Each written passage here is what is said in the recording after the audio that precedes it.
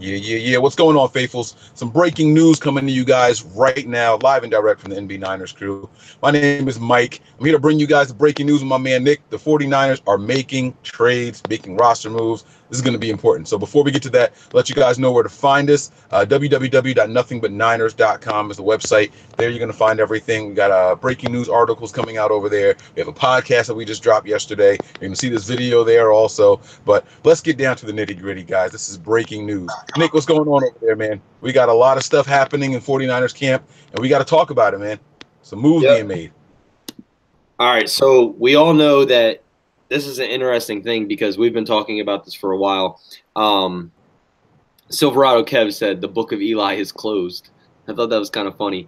But I'm doing good, man. I just got to see who is going to replace him in this position because that's what's going through my mind right now. A lot of people think, a pass rusher is going to replace him. Like I see in the chat, I've seen people talking on Twitter already. Oh, maybe this opens the book for Eli or Elvis Dumervil. Khalil Mack, Dante Fowler. All these people. But I'm kind of interested to see what we're doing. Are we going to change the scheme, like Scott was saying, more off the ball type, or are we going to still stay on the ball? And who's going to replace him? Yeah, so it's going to be very interesting to see. For those of you who don't know, if you haven't seen it on Twitter, if you haven't gotten any alerts from the 49ers website or anything like that, the San Francisco 49ers have traded Medgar Elijah Harold, also known as Eli Harold, to the Detroit Lions for a 2020 7th-round pick. Now, it's a conditional pick, so it might not be a 7th round when it's all said and done. Basically, they got rid of the guy for a free pick. If any of you guys are out there who watch Hard Knocks, you will recall that when Corey Coleman, the wide receiver, was traded, he was also traded for a 2020 7th-round pick. And the players even murmured on the Browns. The players on the Browns murmured that's nothing. Like, that's as disrespectful as it can get. Well, the 49ers have done the same thing. It says, to me, a lot about the player that was Medgar Elijah Harold, also known as Eli Harold.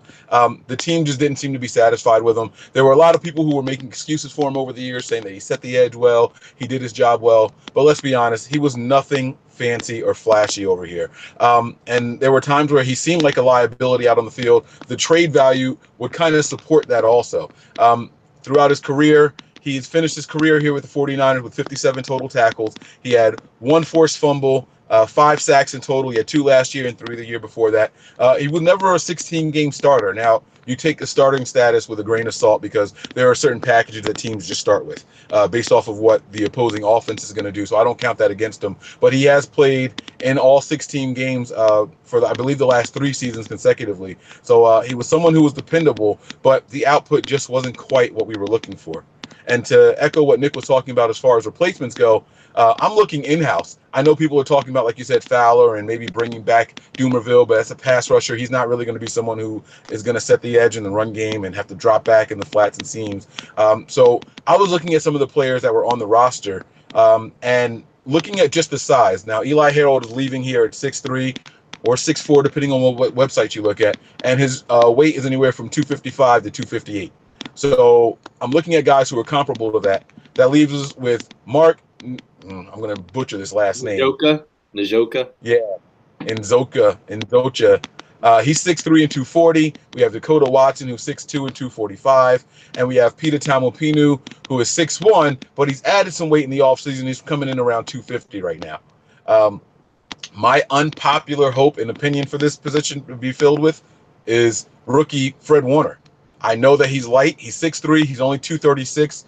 But if we were to get him out from being the Mike or the Sam, from the Mike or the Will, while the 2-game suspension happens for Reuben Foster, then Fred Warner might be somebody who can come over there. He can definitely play in coverage. He's athletic enough to come in on blitzes. He's got the speed. He's got the intelligence to do it. It's just a matter of whether he can bulk up a little bit and set the edge. So I don't know. I'm excited at the possibility of just getting Fred Warner on the field a lot more than what he would be once Reuben Foster returns. So, Nick, I want to get your thoughts on that. I think Fred Warner's, I don't want to say too athletic, but I think he can do too much to be stuck in that type of position. Because basically, they're basically go straight upfield, keep everything contained, or if you have to drop into coverage, drop back into the flats and seams, which Fred Warner would be great at. But I also don't want to waste his body not pressuring the quarterback, not doing those type of things other than stopping the run on the one side, field containment, staying on the one side. I think he's too valuable. His athleticism is too valuable to just be stuck playing that certain position. But I mean, it's an interesting thing because he can do it, obviously. But the name that nobody really is mentioning is Dakota Watson. You know, he could very well possibly be the person that's going to go there. Pita T as well, but Pita T definitely plays, you know, different position, and they bulked him up a little bit for that. So it's going to be interesting, man, because the Niners could do anything. We didn't see this coming, obviously. They did very well kept secrets for. No, I'm saying like we didn't think that the regime would do this. Like I didn't think that they were going to get rid of Eli Harold because they didn't get rid of him last year. So obviously they're seeing something that we're not seeing, which is the same shit that we're seeing, that he's not doing anything. But they could already have another trade up their sleeve and bring in somebody else in. But do I like that? Depending on who the player is, because then what kind of mixed feelings does that show your team that nobody's there that can do that position type of thing? Yeah, this is going to be a move that's going to have to ignite other players at that position. These guys are going to get fired up knowing that they're going to get a chance, that this isn't a position that's just going to be given to somebody because, we don't really have anybody else. I think this is going to be something that lights a fire underneath guys like Dakota Watson or Peter Tamupinu. You know, Dakota Watson is someone who actually contributes on special teams, and you don't see that often from a guy with his stature in the NFL as far as how many years he's been here. So this is going to be good to maybe perhaps get him a break on special teams because the team can use them a little bit more. I'm excited for the turning of the page. You know what I mean? Like you said earlier about the whole Book of Eli coming to a close here in San Francisco. I like that. I'm anxious to see what the team can do to replace this. It's not hard to replace 57 total tackles in 2 years. The same reason why I'm not quite sold on the team bringing back a guy like Elvis Dumervil. I don't think it's hard to replace 6.5 sacks throughout the course of a season either. So I don't know if I would count this as a move to make room for a guy like Elvis, but I mean, we'll see what it is. I'm excited for the next chapter. It's good to see the team making moves and not being stubborn and sticking to their guns also. Yeah, I mean, I definitely agree with you. I definitely agree that it's not going to be hard to replace the productivity that we've gotten. I would kind of say it's kind of hard to produce that 6.5 sacks a year right now because we haven't done it in 2 years. So I will kind of say that. So that kind of backs up the theory of it's hard to replace that because we haven't had that. That's debatable. I mean, you had 1 sack preseason with our. Come on. Not last year, but the year before, we had a down lineman in DeForest Buckner who had 6 sacks. So it's not hard to come up with 6 sacks if a guy is doing it regularly. That's what I'm saying. No one else really got the chance to be a pure pass rusher in the system except Elvis Dumervil. That's what I meant by it. Yeah, I mean, I want to see. I kind of want to see Pita there. I really have this love-hate relationship with Pita. I can't even say hate. I guess it's hate because they're not putting him on the field as much. So, but I love Pita T. I'd love to see him there over, you know, I'd love to see him there over Fred Warner only because I wouldn't put Fred Warner into that such limited role, I guess you could say, because I think he's more athletic than that.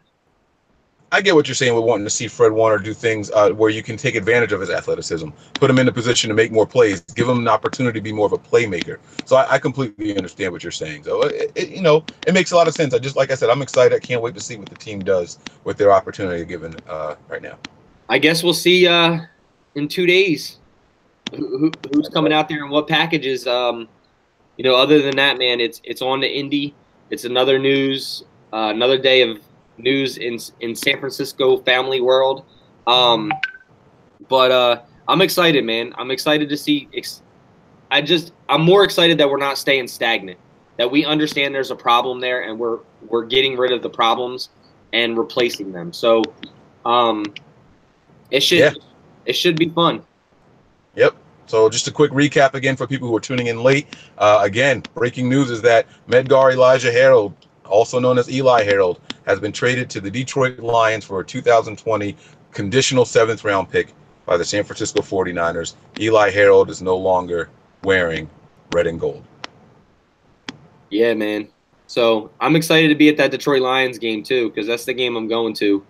Get to see what happens with him there. So, but guys, man, that's it for us. In breaking news, you can follow us, hit that subscribe button down there. Make sure you do that and listen to the new podcast we just dropped. Just dropped the Richie James podcast. So check it out on SoundCloud, iTunes, TuneIn, Stitcher, iHeartRadio, Google Play.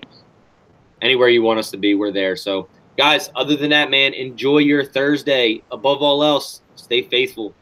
We out.